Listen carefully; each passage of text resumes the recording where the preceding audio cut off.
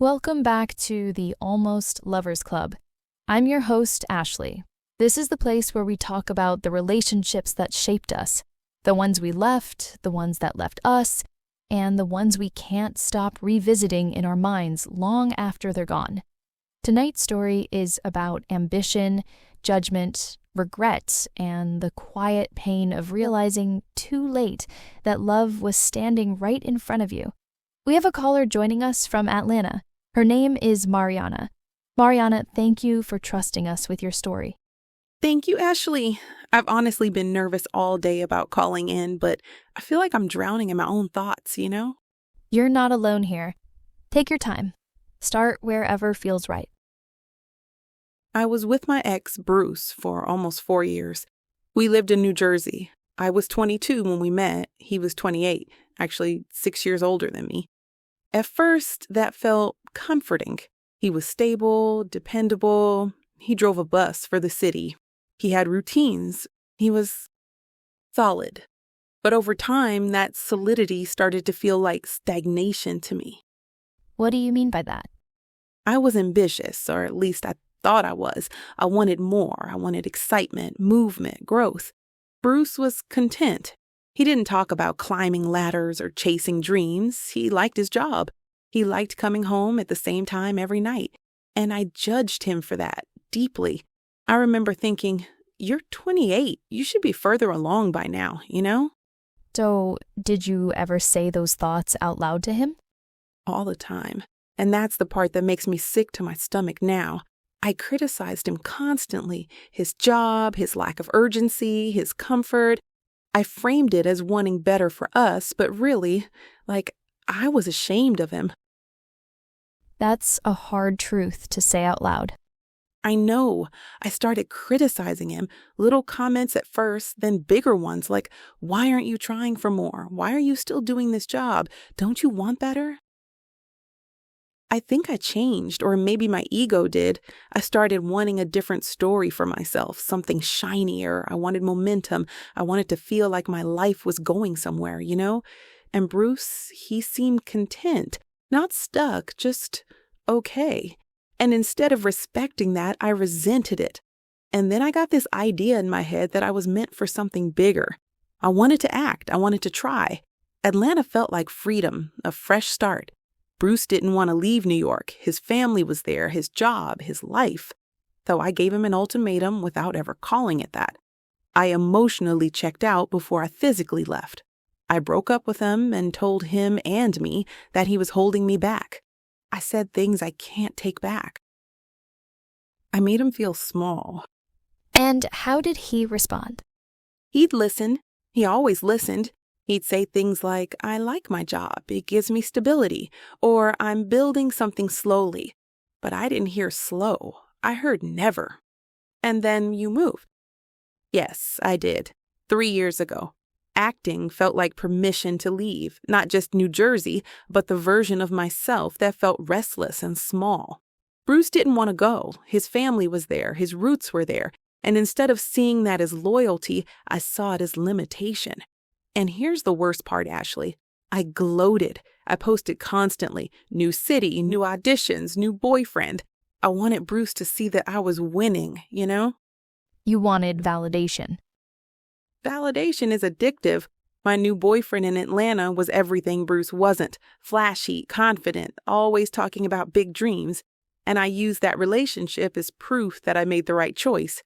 My new boyfriend talked big, dreamed big, promised big, but none of it ever turned into anything real. What happened? It turns out ambition without follow-through is just noise. The relationship ended months ago, quietly, no drama, just disappointment. And in the silence afterwards, Bruce came back into my head. In what way? In every way.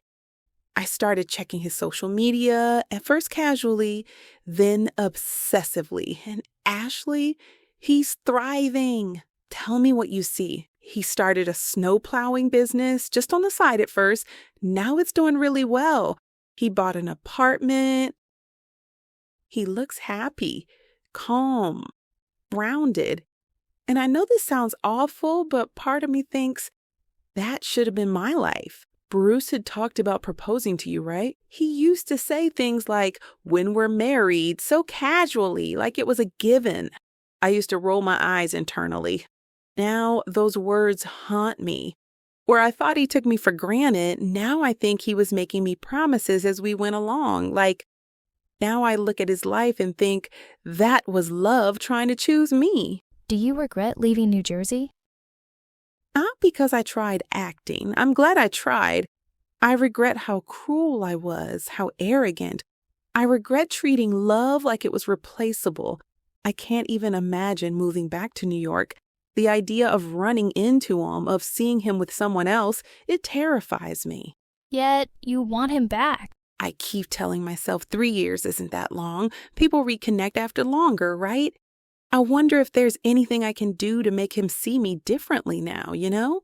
Marianna, can I offer something gently? What you're describing doesn't sound like missing Bruce alone. It sounds like mourning the version of yourself who didn't know how to value stability until it was gone. That hurts, but it's true. Bruce didn't fall behind. He was building quietly. And you weren't wrong for wanting more, but you were wrong for believing more meant better than him. I know, and I hate that I learned that lesson too late. I love this man. He is to this day still the only man I can say has truly taken time to know me and love me, you know? So, did you realize at the time that leaving meant losing him? I think I convinced myself he'd always be there, like he was permanent, like love was patient enough to wait for me to finish becoming whoever I thought I was supposed to be. I broke up with him, but I did it with judgment in my voice.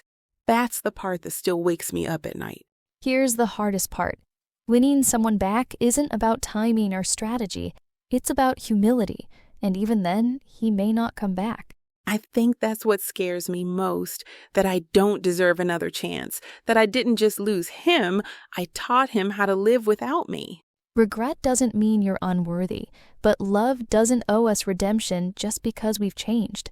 The real question isn't, how do I get Bruce back? It's, can I live honestly with myself if I never do? I don't know yet, but I know I can't keep watching his life from a distance and calling it hope. That awareness matters. Sometimes closure isn't reunion, it's accountability. Yet, to your point, 3 years is not a long time. Your leaving Bruce might have been the push he needed to pursue things he had put on the back burner. In the same breath, he could have got there with you believing and supporting him. It really does sound like Bruce saw a future with you, so a reunion may still be possible. Thank you, Ashley. I didn't expect this conversation to be so grounding. Thank you for your honesty. That takes courage. To everyone listening, ambition can light our way forward, but comparison can burn bridges behind us.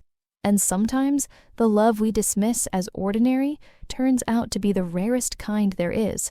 This has been the Almost Lovers Club. I'm Ashley, and if you're holding regret tonight, be gentle with yourself, but be honest too.